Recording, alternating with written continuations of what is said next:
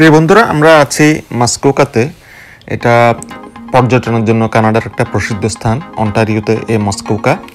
এই মাসকোকা এটাকে কটেজ কান্ট্রিও বলা হয়, কারণ এখানে অনেকগুলো কটেজ মাসকোকাতে, এবং মেইনলি মানুষ আসে এখানে ভ্যাকেশনে, যখন ছুটির দিন থাকে বেড়াতে। তো আমরা এলাম রিভার ক্রুজে, মাসকোকা রিভার ক্রুজ।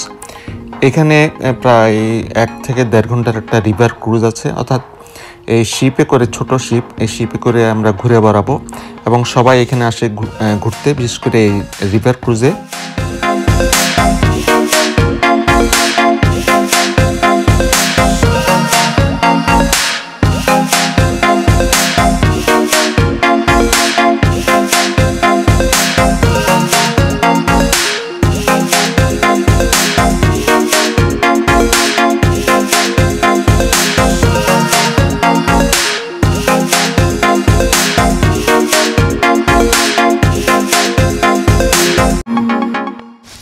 সবাই এখানে মেনলি সামারে আসে, এবং সামারে বেড়াতে আরাম, বাতাস বেশ ভালো বাতাস।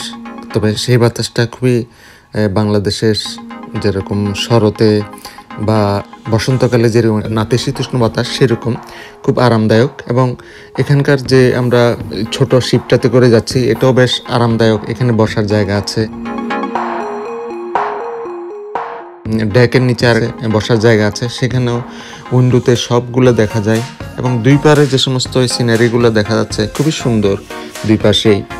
এবং মানুষজন উপভোগ করে যখন তারা এই শিপের ডেকে বসে চারিদিকে দৃশ্যগুলো দেখে, এবং প্রকৃতি অপূর্ব সুন্দর। এখানে আসলে না আসলে মিস করা হয়। যারা অন্টারিওতে থাকেন বিশেষ করে, তারা অবশ্যই এখানে আসবেন।